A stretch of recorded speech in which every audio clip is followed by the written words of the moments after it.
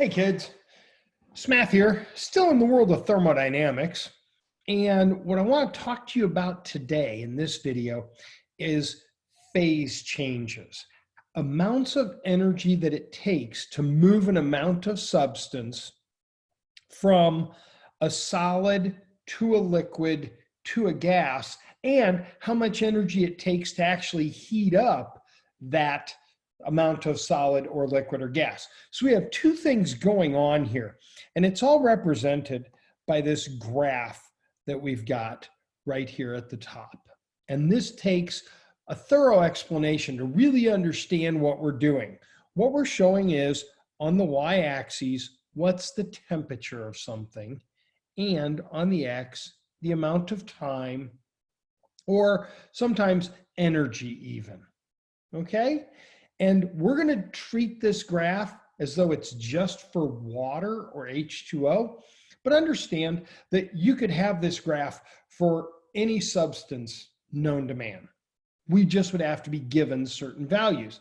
Now, the reason that I say we want to do this for just water is because it keeps it pretty simple. See, we've already done a lot of calculations with water, and we know that at 0 degrees, water is going to melt or freeze.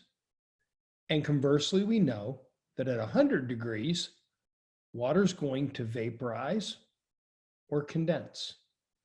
Now, the ironic thing is, doesn't matter what direction we're going, it's the same amount of energy down at the bottom here to melt the ice cube as it is to freeze the ice cube as we come this direction.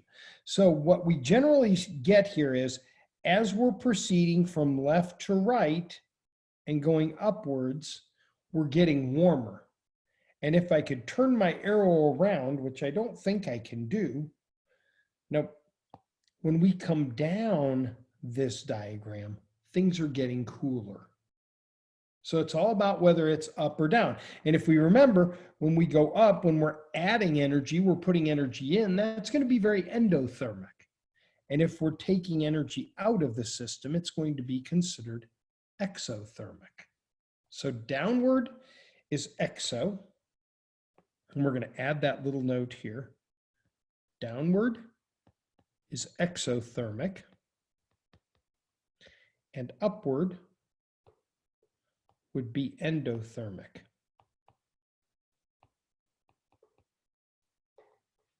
So we go up, we put energy in. We come down, it gives energy off. Now, each of these values, or each of these parts of the line, has a value. First, let's explain what's going on. When we're on a diagonal line, whether it be a solid diagonal, a liquid diagonal, or a vapor diagonal, we only have one state of matter, and we're changing the temperature of that matter. We're heating up a gas. We're warming up a liquid. So if we took a cup of water, put it in the microwave, it would go up the liquid phase. It probably wouldn't boil. We're not going to boil it. We're just going to heat it up. Same with our solid. If we take, say, a chunk of metal, or even take that same cup of water, go put it outside on a warm day, let that water warm up. Okay? There's one state of matter on the diagonal, and the amount of energy that's associated with that state of matter is what we just did in the last video, mc delta T. The energy associated with that matter is dependent on how much is there, what the specific heat is of it, and its change in temperature. Now, in our case, we're going to be using water for all of our examples. And so we have down below here, the specific heat of ice is 2 joules per gram degree Celsius. Our specific heat of regular water, well, we did that last one. That's 4.18 joules per gram Celsius. And then our last one is how much energy it takes to heat up a vapor. That's 2.1 joules per gram degree Celsius. Why is the water so much more? It's twice as much as ice, twice as much as a vapor. How come? Because that liquid has hydrogen bonds, very strong intermolecular forces. And those intermolecular forces, that's what causes this value to be so super high. Okay? So these are values, they're going to be provided. They're always going to be given to us. And that's what's happening on the diagonal. So the solid has a specific heat of 2.0. The liquid has a specific heat of 418. And the vapor has a specific heat of 2.1. What about the plateaus? What about the two horizontal lines?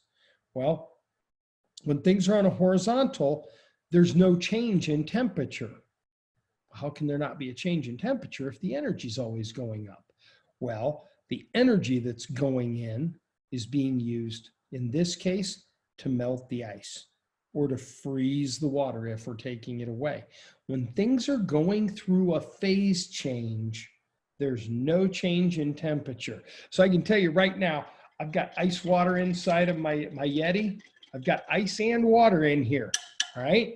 The temperature inside of this thing is always going to be 0. As long as there's ice, as long as there's water, and the two are back and forth at equilibrium, that temperature is going to stay constant, as evidenced right here. Now, what about up top? That's going to be an energy of vaporization. This is the water we put in the microwave. It got hot. Now let's take it up to the next level. Let's put it in there for a little bit longer. Let it keep heating and heating. Now it's going to start boiling away. It's going to start vaporizing, going from the liquid phase into the gaseous phase. That amount of energy is listed down here. When we have a plateau, it's going to be H times the heat of that phase change. That delta H, if it's up top, it's going to be a heat of vaporization. That's a constant value.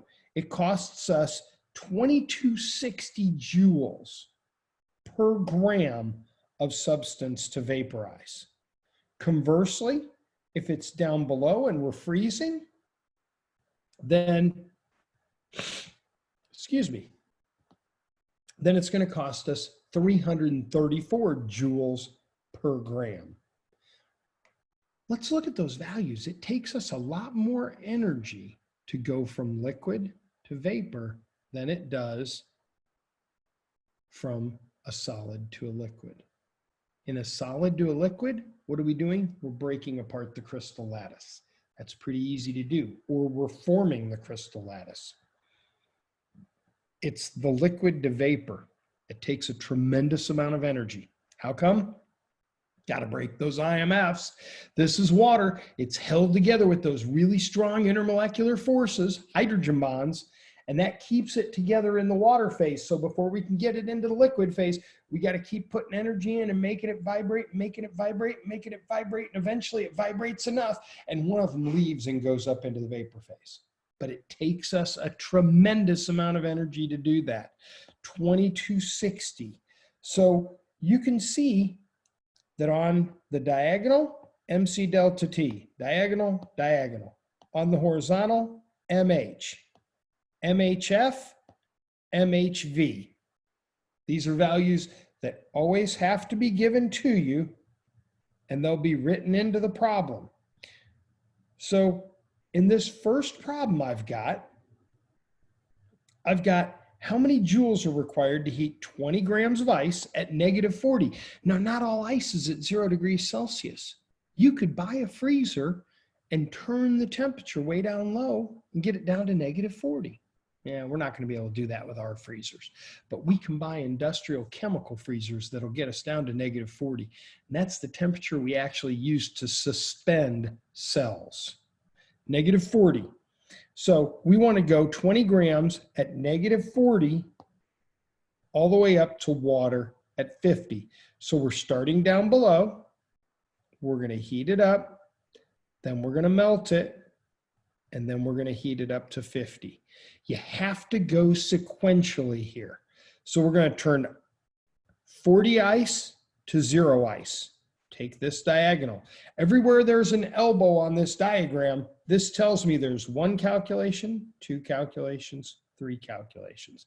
As many segments in the line, that's the number of calcs. So negative 40 ice to 0 ice, 20 to 40 degrees, cost me 1,600 joules to heat up that ice to 0. Then melt the ice, 20 grams of it, 334 joules per gram, 6680 joules. Then we're right here. Warm the water from 0 up to 50. 20 grams, 418, 50 degrees Celsius.